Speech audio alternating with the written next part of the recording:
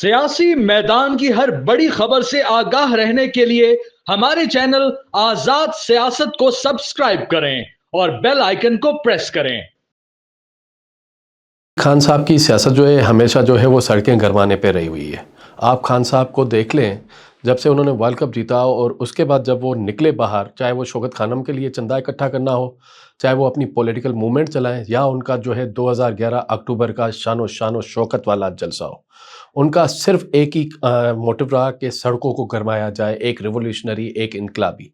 लेकिन अल्टीमेटली जब उनकी ये जिदोजहद जुस्तजू चली, कामयाब रही, तो उसके बावजूद इन कॉल्स का क्या फ़ायदा हुआ। और इस बार जो उन्होंने कॉल दी है, तो उस कॉल में आप एक चीज़ नोट करें कि उन्होंने दावत दी है जो रियासत पाकिस्तान के ख़िलाफ़ हैं, जो रियासत पाकिस्तान के ख़िलाफ़ बलोच सेपरेटिस्ट हैं, पश्तून मूवमेंट वाले हैं, सिंधी हैं, या MQM जो हकीकी वाले हैं, दीगर फैक्टर्स हैं। तो खान साहब इस मरतबा जो खान साहब के अज़ाइम हैं, वो कुछ जो हैं बिल्कुल ही डू एंड डाई वाले हैं। जब इन लेवल पे खान साहब जाएंगे, तो या तो लगता है कि खान साहब से जो डायलॉग का ऑप्शन है वो बिल्कुल ही खत्म हो चुका है, and he is ready for the die, और वो सड़कों को हर लेवल पे गरमाना चाह रहा है। लेकिन पिछले 2.5 साल में जो खान साहब की जितनी भी सड़कों पे कॉल आई है, वो मुसलसल फ्लॉप हुई है। चाहे वो 9 मई है, चाहे वो 26 नवंबर है, चाहे ये ईद के बाद जो है, क्योंकि खान साहब की जो स्ट्रेटजिस्ट है, खान साहब खुद तो जो है वो बैठे हैं अडियाला में। खान साहब के जो पॉलिटिकल जो विंग है वो साइडलाइन है, जैसे कि उमर अयूब हैं, दीगर जो उनके बाद असद कैसर है, वो साइडलाइन है। खान साहब के जो फ्रंट पे मैन है वो वकील है, बैरिस्टर गोवर हो गए, दीगर सलमान अकरम राजा जैसे साहब हो गए। तो उन लोगों को जो है, और सड़कें हमेशा जो है वो सियासतदान गरमाता है, वकील नहीं गरमाता। आप देखेंगे 2007 में जब वकला मूवमेंट चली, तो उसके लीड कौन कर रहा था? वो थी तो वकला मूवमेंट, लेकिन लीड कर रहे थे पॉलिटिकल लीडर्स, नवाज शरीफ, बेनज़ीर भुट्टो, आसिफ जरदारी। तो ये लोग लीड कर रहे थे, पॉलिटिशियंस लीड कर रहे थे, ना कि जो है वो वकला लीड कर रहे थे। नंबर टू, अब की जो कॉल है वो जो है उसमें एक बड़ा डर है कि वो खान साहब ने सीधा टकराव ले लिया है रियासत के साथ। एंड ये सिर्फ पहली बार नहीं हुआ है, ये तीसरी मरतबा हो रहा है। मैं नो 26 नवंबर एंड अब ईद के बाद।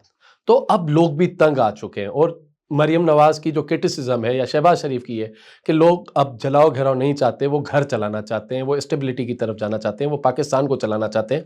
तो खान साहब को भी रिव्यू करना चाहिए अपनी चीज़ों को कि वो किस तरफ जा रहे हैं और क्या करना चाह रहे हैं। तो मेरे हिसाब से खान साहब को जो है अभी भी डायलॉग को जो है वो प्रेफर करना चाहिए, आया कि वो डाई की तरफ जाएं या कोई और ऐसी स्टेप की तरफ जाएं जो रिवोल्यूशनाइज करें, बिकॉज पाकिस्तान होगा तो सियासत होगी। ट्रंप साहब के लिए इस वक्त दुनिया में सबसे बड़ा मसला जो है वो इजराइल है, उसके लिए गाजन्स हैं, उसके लिए बड़ा मसला है यूक्रेन की जंग है, जहाँ रोज़ जो है कोई अरबों डॉलर लग रहे हैं। और ट्रंप साहब 12 कह चुके हैं कि जी वो अमेरिकन इकोनॉमी को बचाएंगे सबसे पहले।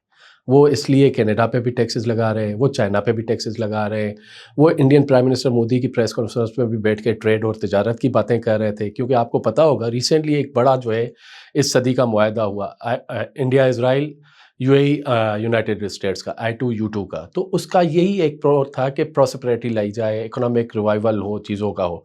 तो ट्रंप साहब के लिए जो इस वक्त बड़े चैलेंजेस हैं, वो सबसे बड़े चैलेंजेस ये हैं कि वो पुतिन से मिलने तक के लिए तैयार है, और वो सऊदीया को भी इनडायरेक्ट कह चुका है कि पुतिन से मुलाकात करवाई जाए और यूक्रेन जंग बंद करवाई जाए। नंबर 2 जो उसका बड़ा मुद्दा है वो है गाज़ा की जंग। वो कहता है जी गाज़ा में जो अरबों डॉलर जो इजराइल जो है खर्च कर रहा है वो बंद हो जाए और स्टेबिलिटी की तरफ जाए और गाज़न्स को रीलोकेट किया जाए, जो उसके लिए इस वक्त बड़ा चैलेंज है। क्योंकि ट्रंप साहब ने फैसला तो कर लिया है।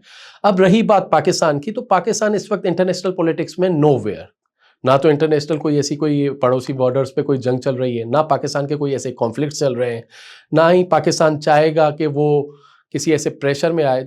पाकिस्तान तो शकील आफरीदी के प्रेशर में नहीं आया, तो खान साहब तो फिर भी एक लेजिटिमेट अदालतों के थ्रू एक सजाए कन्विक्टेड है, तो उसमें बड़ा टाइम लगेगा। एंड मेरे ख्याल से वो ट्रंप साहब के जो है उस पर नहीं है, क्योंकि ट्रंप के कुछ सेनेटर्स हैं, जैसे कि आपके सामने रिचर्ड ग्रेनियल आया था, फिर विल्सन साहब आए। ठीक है, उधर कुछ चीज़ें हो रही हैं जो एंटी पाकिस्तान हमेशा करते हैं, वो अमेरिकन नहीं करते, एक्चुअली वो इंडियंस करते हैं। वो इंडियन वहाँ पे बहुत मुतहरक है, वो हमसे ज़्यादा है वहाँ पे ओवरसीज़ पाकिस्तानी। वो एक्चुअली पाकिस्तान को डैमेज करते हैं, वो कश्मीर काज को डैमेज करते हैं। तो पाकिस्तान को फोकस करना पड़ेगा थोड़ा सा कि वहाँ पे एक आई रखे अपनी। तो ट्रंप साहब जो है मेरे हिसाब से डायरेक्ट इन्वॉल्व नहीं होंगे कभी भी, और ना ही कभी जो है वो डायरेक्ट जो है खान साहब की रिहाई मांगेंगे। लेकिन एक उनके कांग्रेसमैन का, उनके सेनेटर्स का, उनके हुकूमती अरकान का छोटा मोटा प्रेशर आएगा, क्योंकि आपको पता है कि लॉबिस्ट होते हैं, वो अरबों डॉलर लेते हैं, वो डॉलरों में खेलते हैं, सॉरी अरबों डॉलर नहीं, लेकिन अच्छे खासे डॉलर चार्ज करते हैं जो लॉबिस्ट फर्म्स होते हैं। तो वो ये प्रेशर मेंटेन करते हैं। एंड दूसरा, आपने देखा होगा रिसेंटली प्रेसिडेंट जरदारी ने चाइना का दौरा किया, और ये दौरा बहुत बड़ा और बहुत बड़ा सक्सेसफुल दौरा था। अगर उसके अभी तक आपके पास फुल डिटेल्स नहीं आई हैं, लेकिन ये बड़ा एक सक्सेसफुल दौरा था। और इंशाल्लाह पाकिस्तान सीपेक 2 में जब एंटर होगा तो पाकिस्तान को शायद ही अमेरिका की इतनी ज़रूरत पड़ेगी जितनी कि हमें चाइना की ज़रूरत है, क्योंकि चाइनीज़ इन्वेस्टमेंट्स इधर ऑलरेडी चल रही हैं।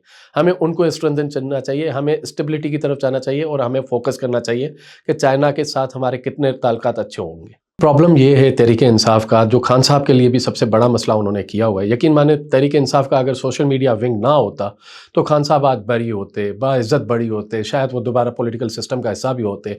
खान साहब अडियाला में बैठे हुए हैं, वहाँ पे वो कुछ बात करते हैं 2 मिनट 4 मिनट की, और बाहर आते हैं तो 2-2 सफ़ों का जो है एक ट्वीट खान साहब के ट्विटर से चलता है। जब ये काम होता है तो ये सोशल मीडिया विंग, समटाइम्स पता होता है ना कि घर में कुछ अफराद होते हैं वो अपने ही दुश्मन होते हैं, कि बाहर घर के बड़े जो है छोटा सा फैसला करते हैं, बाहर आके वो करते हैं, नहीं जी हम तो ये फटे चुक देंगे, हम ये कर देंगे, हम ऐसे कर देंगे। तो पीटीआई की सोशल मीडिया भी मेरे ख्याल से वो खान साहब की हिमायत में काम नहीं, उनकी मुखालफत में काम कर रही है। एंड रही बात आर्मी चीफ की और अफवाज पाकिस्तान की, वो रियासत का एक तगड़ा इदारा है, तो उन्होंने हमेशा से ये चीज़ें क्रिटिसिज्म भी फेस किया है और उसको टैकल भी किया है। तो मेरे ख्याल से इससे कोई बड़ा फ़र्क नहीं पड़ेगा, लेकिन ये खान साहब के लिए बड़ा एक मसला बन रहा है सोशल मीडिया उनका। तो इसको जो है यहाँ की लोकल लीडरशिप को चाहिए, जैसे फवाद चौधरी साहब वगैरह दीगर कहते रहे हैं कि सोशल मीडिया को पाकिस्तान से ऑपरेट होना चाहिए खान साहब की, और उसको जो है पॉलिसी एक होनी चाहिए पॉलिटिकल कमेटी की भी, जिसमें काफ़ी सारे, आप जानते हैं, खुद जानते हैं आप, कि काफ़ी सारे जो है पीटीआई के सीनियर रहनुमा ये कह चुके हैं कि जी सोशल मीडिया की वजह से हमें काफ़ी प्रॉब्लम्स हो रहे हैं।